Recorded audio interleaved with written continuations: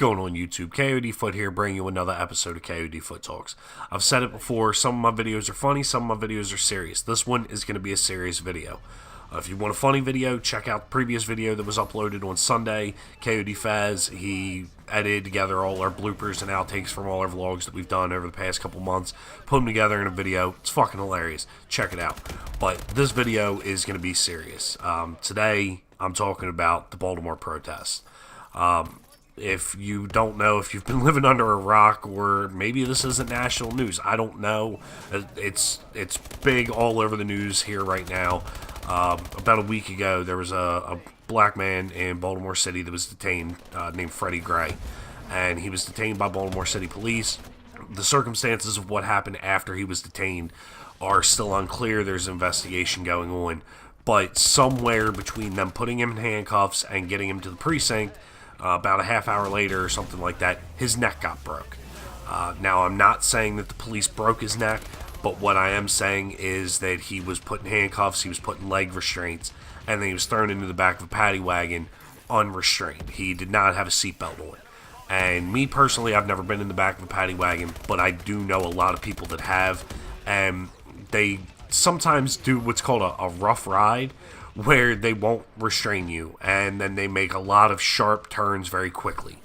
And what it sounds to me that happened was that they took him on a rough ride.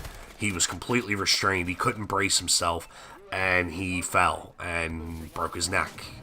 They said that his spine was 80% severed or some shit like that in his neck, which it's sad. Nobody deserves to die at the hands of police. The police are there to lock people up. You know, yes, they do have the authority to use excessive force or, you know, lethal force if need be, if somebody has a weapon or something like that. But he had no weapon. He ran from the police. They detained him, and then it was just an unfortunate, tragic event that happened from there.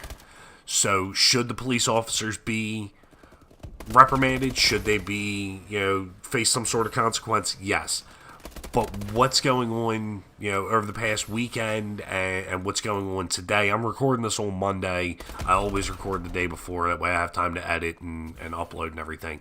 So what I'm seeing right now is not a protest. What's being broadcast on the news, and I know the news lies, and you can't believe everything that you see on TV because they always have some sort of agenda that they're trying to portray. But what's being shown right now is not protesting. What's being shown right now is fucking rioting. You're burning a CVS to the ground. You're destroying personal property. I've been following it on Facebook. I've been following it on Twitter. I've been watching videos on Instagram, everywhere that I can. So not only am I seeing it from the news perspective, but I'm seeing it from people that are in the thick of it and that are down there. And it's not everybody. And, a lot of people are lumping everybody together. A lot of people are saying that all the people that are down there are a bunch of animals and that they need to be shot and that they need to be caged. And, your emotions get the best of you. So shit starts, you start thinking like that. But if you step back and you think about it, it's not everybody. It's a large group, but it's not the majority. There are a lot of people, including the Gray family, that are calling for peaceful protest, and they're calling for nonviolence, and that's the way that it should be handled. Dr. Martin Luther King was somebody that advocated that, peaceful protest. They didn't throw a single brick, they didn't set a single fire, but yet they got the change that they wanted. Why can't that be applied today? Why is it that as soon as somebody dies, and I understand somebody's dead, and they're dead in police custody, and the police should be held accountable for that. But that is not a reason to destroy personal property. The people who are being affected by this, by the destruction right now, aren't the police. The police don't give a fuck that they burned down a CVS. The police don't give a shit that they lit some dude's car on fire. They don't care about any of that because that's not affecting them. You want to take it to the police, take it to the police. But don't... Violence, and I say this, but I did a video about violence and how I'd beat the shit out of somebody. But violence isn't always the answer. Sometimes you just got to be the bigger man. Sometimes you just got to do your sit-ins. You got to do your marches. You got to do your protests. but don't let it get out of hand. When it gets out of hand, that's when stereotypes come, and that's when people are going to start grouping all the blacks in Baltimore City together and saying that they're all a bunch of untrained animals, and saying that they're monkeys and jungle baboons and all that other shit. And me, again, I joke about racism. I think that shit's fucking hilarious, and I'm still to this day gonna continue joking about it, because life's a joke, and if you don't laugh at it, then it's gonna eat you alive.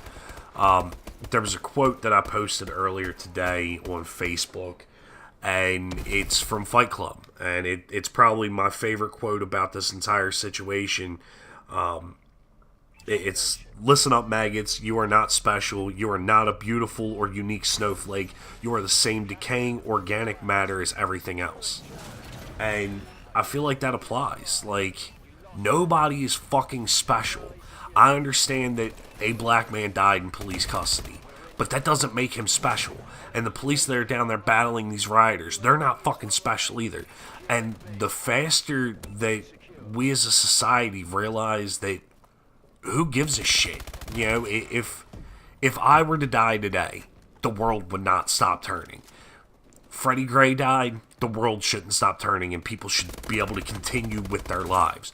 But the way that things are going right now, they're shutting down the city, they're shutting down people's livelihoods, and then they wonder why nobody wants businesses in Baltimore. As a white man, I'm scared to go into Baltimore City. I'm not all of it. There's some parts of Baltimore City that I'll go to. But there's a lot of Baltimore City that I won't step foot in. And it's for fear of my life. Because, these neighborhoods, they're rough. And why? Why do they have to be that way?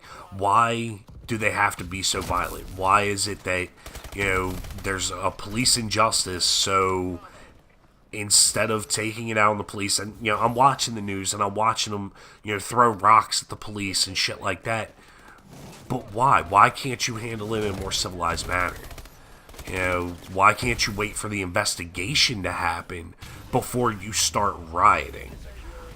There were reports that apparently some of the rioters were actually not Baltimore natives as well, that people are being bussed in from out of town to come and support these protests. And if they're coming in to support the protest, that's fine. That's one thing. But if they're coming in from out of town into a city that they don't know, into a neighborhood that they're not familiar with, and they're causing an uproar, and, a gang mentality kicks in after so many people start kicking in a window, more people are going to kick in that window, and more people, and it just snowballs from there. So we need to see somebody start a reverse snowball of that effect. We need to see people peacefully protesting, and the more people that are peaceful about it, the more people are going to join that side, and that's where it needs to go. The mayor apparently gave the order to the police to back off and give the people the space, that if they want to destroy things, let them destroy things. And part of me respects that decision, because it could allow it to fizzle out on its own. But then another part of me is like, man, that's fucking stupid. You got to get in there and you got to take control. So I'm kind of divided on the situation of how it should be handled, and that's why I'm not a fucking mayor. That's why I don't want to run for office. It's, I don't know, the whole situation's got me pissed off. It's got me a little worried that it's going to continue. And, we've been seeing it through national news for a while now, and protests happen, and then they turn violent. And it seems like every time that a black man is killed by a police officer, it gets violent. And I understand it. I'm not going to act like I don't understand it at all, but at the same time, I'm not a black man, so maybe I don't fully understand it the way that they do. I don't know.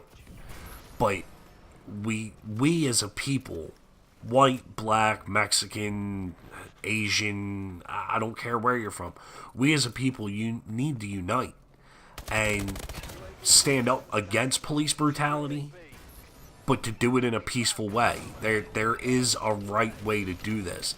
And what I'm watching on the news right now is not the way to do it. It's just simply not. the way that these people are acting right now is just reinforcing every stereotype that there is of black people. There's a lot of white people that are deathly afraid of black people, and it's because of situations like this. And it's wrong. I don't want my daughter growing up in a neighborhood like this, or in a community like this, or in a society like this, where she has to fear somebody because of a stereotype.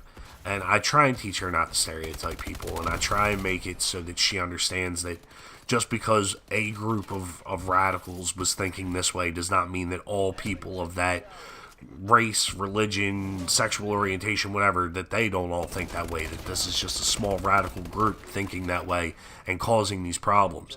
But it's up to the people who aren't the radicals to step in and do something about it. Not the police. Get the police out of there and get control over your own city.